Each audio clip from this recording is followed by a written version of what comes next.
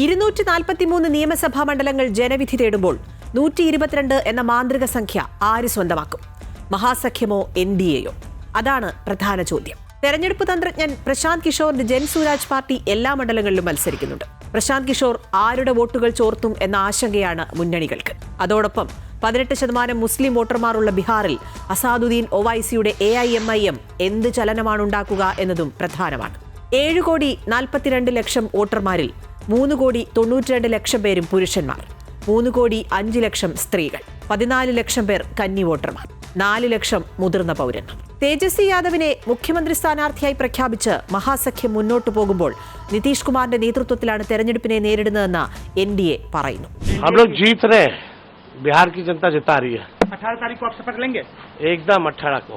क्योंकि ना बिहार में CM का पद खाली है, यहाँ नीतीश कुमार जी बैठे हैं और दिल्ली में नरेंद्र मोदी जी बैठे हैं.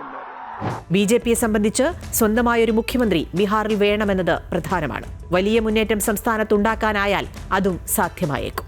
അഭിപ്രായ സർവേകൾ പലത് വന്നിട്ടുണ്ട്. NDAയ്ക്കും മഹാസഖ്യത്തിനും വലിയ ഭൂരിപക്ഷം പ്രവചിക്കുന്ന സർവേകൾക്കൊപ്പം ഒരു മുന്നണിക്കും കൃത്യമായ ഭൂരിപക്ഷം ഇല്ല എന്നും ചില സർവേകൾ പറയുന്നു. 20-ലധികം സീറ്റുകൾ ജൻസുരാജ് പാർട്ടിക്ക് സർവേകൾ പ്രവചിക്കുന്നുണ്ട്. ഒരു മുന്നണിക്കും വ്യക്തമായ ഭൂരിപക്ഷം ലഭിക്കില്ല എന്ന സർവേ ഫലങ്ങൾ ശരിയായാൽ ജൻസുരാജ് പാർട്ടിക്ക് കിട്ടുന്ന സീറ്റുകൾ സർക്കാർ രൂപീകരണത്തിൽ നിർണായകമാകും. എന്നാൽ പ്രശാന്ത് കിഷോർ മത്സരരംഗത്ത് നിന്ന് വിട്ടുനിൽക്കുന്നത് NDAയ്ക്ക് ഗുണം ചെയ്യുമെന്നാണ് 46% പേരും അഭിപ്രായപ്പെടുന്നത്. 36% പേർ പറയുന്നു ഇത് മഹാസഖ്യത്തിന് ഗുണം ചെയ്യുമെന്ന്. എന്നാൽ പ്രശാന്ത് കിഷോറിന്റെ ഇടപെടൽ വോട്ടെടുപ്പിൽ കാര്യമായ സ്വാധീനം ചെലുത്തില്ല എന്നാണ് 18% പേരുടെ അഭിപ്രായം. സർവേകൾ അനുസരിച്ച് സ്ത്രീകൾ കൂടുതൽ NDA പിന്തുണയ്ക്കുന്നവരാണ്. പുരുഷന്മാർ മഹാസഖ്യം തിരിച്ചുവരണമെന്ന് ആഗ്രഹിക്കുന്നു. എന്നാൽ കഴിഞ്ഞ 20 വർഷത്തിനിടെ ബീഹാറിൽ നടത്തിയിട്ടുള്ള അഭിപ്രായ സർവേകൾ പലതും തെറ്റായിരുന്നു എന്നതാണ് ശ്രദ്ധേയം.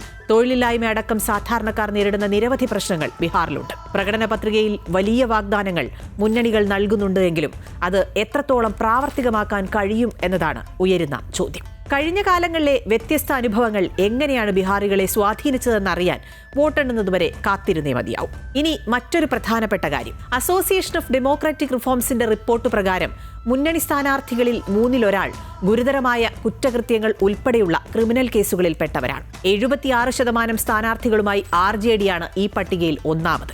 BJPയുടെയും കോൺഗ്രസിന്റെയും 65% സ്ഥാനാർത്ഥികളും ക്രിമിനൽ കേസുള്ളവരാണ്. JDUവിന്റെ 39% സ്ഥാനാർത്ഥികളും ക്രിമിനൽ കേസ് നേരിടുന്നവരാണ്. മത്സരരംഗത്തുള്ള ഏകദേശം 40% സ്ഥാനാർത്ഥികളും കോടീശ്വരന്മാരാണ്. ശരാശരി ആസ്തി 3,26,00,000 രൂപ. പുരുഷന്മാരെക്കാൾ കൂടുതൽ സ്ത്രീകൾ വോട്ട് ചെയ്യുന്ന സംസ്ഥാനങ്ങളുടെ പട്ടികയിൽ ഒന്നാമതാണ് ബീഹാർ.